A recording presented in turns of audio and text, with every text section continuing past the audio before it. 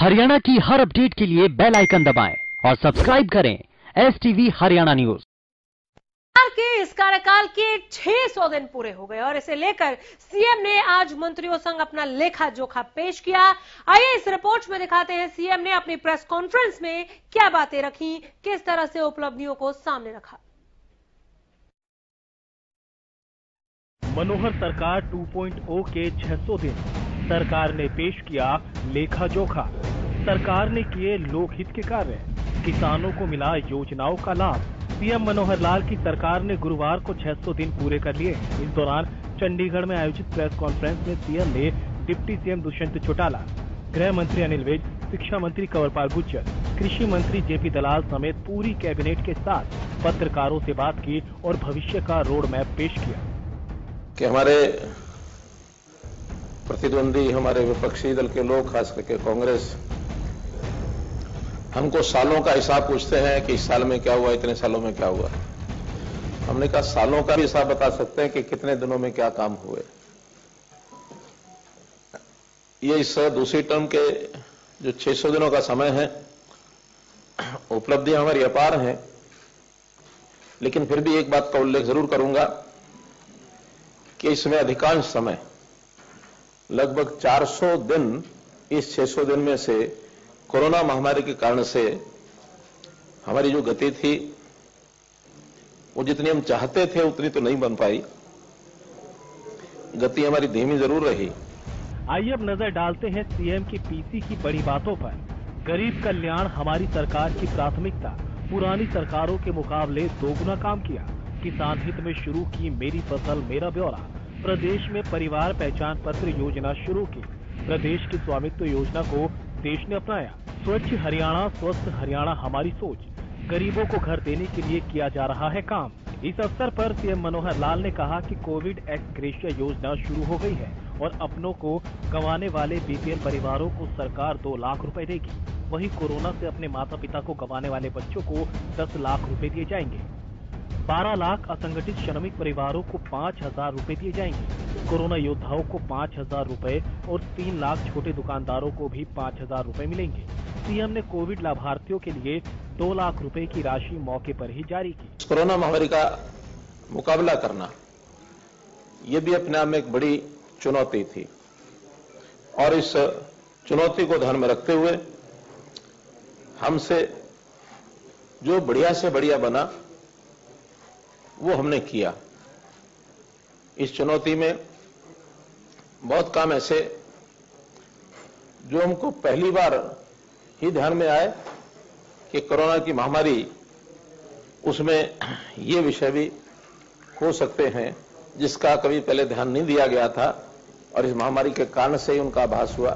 CM ने कहा कि लोकहित के लक्ष्य को हासिल करने के लिए मंत्रिमंडल ने डबल शिफ्ट में काम किया। गरीब का कल्याण, ये हमारे लिए महत्वपूर्ण बात है। इसलिए समाज के प्रति जो संवेदनशीलता है उसको ध्यान में रखते हुए हमारा पूरा मंत्रिमंडल लगातार, यानी मैं कह सकता हूं कि हमारे साथियों ने सामान्य सरकारों में जो पहले जितना काम वो मंत्रीगण करते थे, हमने उससे डबल काम किया है, डबल शिफ्ट में किया है। काम के नाते से हर हमारा साथी, और केवल मंत्रिमंडल के साथी ही नहीं, तो हमारे जितने भी ब्यूरोक्रेट्स हैं, जो हमारे अधिकारी हैं, जैसा उनको कहा, जैसा एक नीति के नाते, पॉलिसी के नाते जो बातें सरकार की ओर से बनाई गई उसको सिरे चढ़ाने में, नीचे उतारने में उन्होंने भरसक प्रयत्न किए। सीएम ने बिजली उपभोक्ताओं को बड़ी राहत देते हुए कहा कि अगर 10,000 रुपए तक फिक्स चार्ज है तो वो पूरा माफ होगा, 40,000 तक है तो 10,000 माफ होगा और फिक्स चार्ज 40,000 से अधिक है तो 25% छूट मिलेगी। इस दौरान सीएम ने किसानों से अपील की कि कृषि कानूनों को लागू होने दें। सीएम मनोहर लाल ने प्रदर्शन कर रहे किसानों को नसीहत भी दी। उन्होंने कहा कि किसान सरकार के कृषि सिस्टम को समझे, उनके भले के लिए बहुत कुछ किया जा रहा है। अगर वो सिस्टम समझ गए तो कानूनों को भूल जाएंगे। कानूनों में भी किसानों की भलाई और आय बढ़ाने की बात कही गई है। मेरी फसल मेरा ब्यौरा एक ऐसा कार्यक्रम कि किसान के हित में इसको हमने शुरू किया। किसान का खेत, उसने क्या बोया है, बोने के बाद कितनी उसकी फसल होगी, उसकी बिक्री ठीक से टाइम से हो जाए, कोई आपदा आ जाए, उसका नुकसान हो जाए, उसके नुकसान की भरपाई कंपनसेशन ठीक से मिल जाए और सरकार इसकी प्लानिंग भी ठीक से बना सके। अगर आज आवश्यकता ऐसी होगी है कि कौन सी फसल कितनी बुआई कराई जाए, आवश्यकता के हिसाब से इसकी प्लानिंग की भी जरूरत है। मेरी फसल मेरा ब्यौरा में 9 लाख किसानों को 62 लाख एकड़ भूमि रजिस्टर करके और इस बार लगभग 1700-1800 करोड़ रुपए उनको सीधा किसानों को गया है। एक बहुत बड़ा एक आंकड़ा है और किसान के घर में सीधा चला जाए। मुख्यमंत्री ने ये भी कहा कि प्रदेश के नागरिकों को सम्मान मिले और राज्य स्वाभिमानी बने, इसके लिए हर परिवार को पहचान पत्र दिया जाएगा। साथ ही किसानों को सरकारी योजनाओं का लाभ भी मिले, इसके लिए मेरी फसल मेरा ब्यौरा शुरू किया गया। अभी तक व्यक्ति की पहचान आधार कार्ड से होती थी, लेकिन अब परिवार की पहचान फैमिली आईडी से होने लगी है। और जब हमने शुरू किया है तो इसको केंद्र सरकार ने भी बहुत बारीकी से अध्ययन करते हैं सब, उन्होंने इसको अपनाने का अपना संकल्प तय कर लिया है कि फैमिली आईडी के पायलट प्रोजेक्ट शुरू कराएं।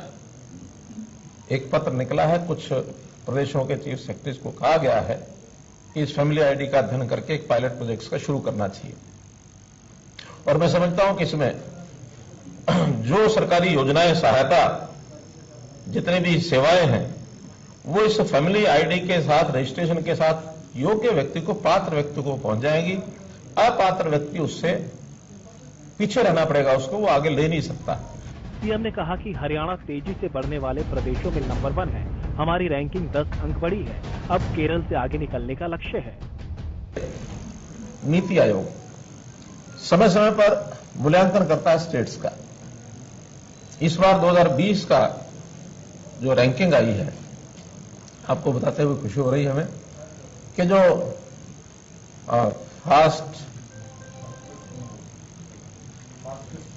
फास्टेस्ट मूवर, जो जिनकी गति काफी तेज गति से बढ़ रही है, ऐसे प्रदेशों में, बड़े प्रदेशों में हरियाणा इज नंबर 1। बाकी प्रदेशों के आंकड़े 2019 से कोई 2 अंक, कोई 3 अंक, कोई 5 अंक उनकी रैंकिंग बढ़ी है, लेकिन हमारी रैंकिंग 10 अंक बढ़ी है। अपने 600 दिनों के कार्यकाल की जानकारी देते हुए सीएम ने साफ तौर पर एक बात बताई कि उनकी सरकार जनता के हितों को सबसे आगे रखकर काम करने में जुट गई है। इसके अलावा वो हर तरह से लोकहित के कामों को लेकर प्रतिज्ञाबद्ध है। वैसे ये कहना ज्यादा मुश्किल नहीं है कि सरकार की तरफ से तो खुद के लिए सकारात्मक पक्ष रखा ही जाएगा, लेकिन जनता सरकार के कामों से कितना संतुष्ट है वो तो वक्त ही बताएगा। Bureau report, Haryana news.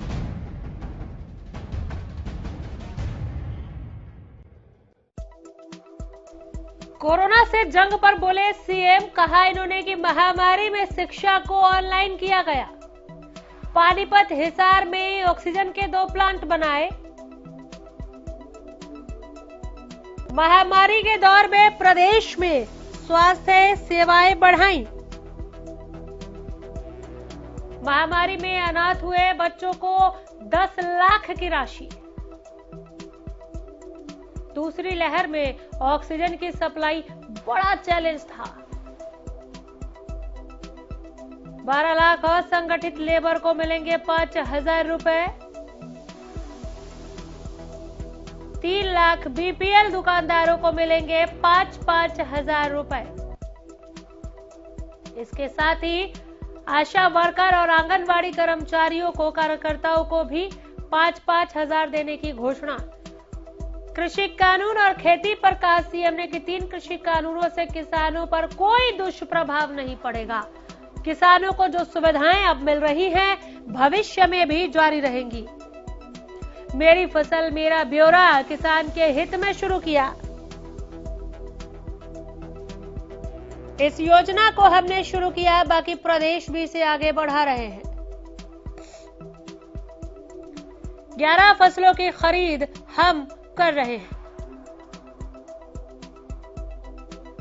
पहली बार किसानों को सीधी पेमेंट की।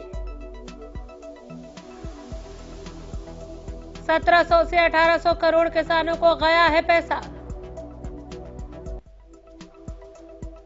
परिवार समृद्धि योजना पर बोले सीएम, मुख्यमंत्री परिवार समृद्धि योजना हरियाणा सरकार ने शुरू की। केंद्र की तर्ज पर हमने भी 6000 का ऐलान किया। सीएम ने कहा कि नीति आयोग की रिपोर्ट 2020 की रैंकिंग बढ़ी।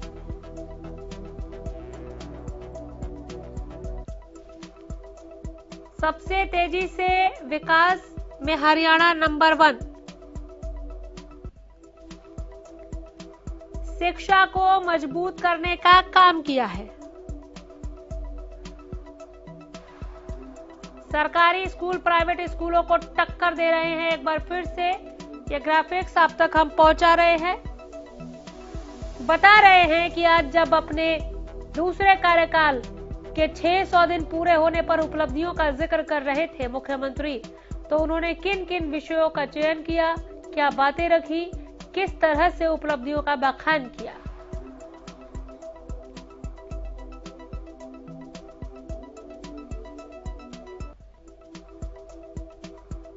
पानी की कमी पर सीएम की बड़ी बातें। प्रदेश सरकार ने जल संरक्षण की योजना तैयार की। मेरा पानी मेरी विरासत योजना की शुरुआत की। SYL के मुद्दे पर हम लगातार आगे बढ़ रहे हैं।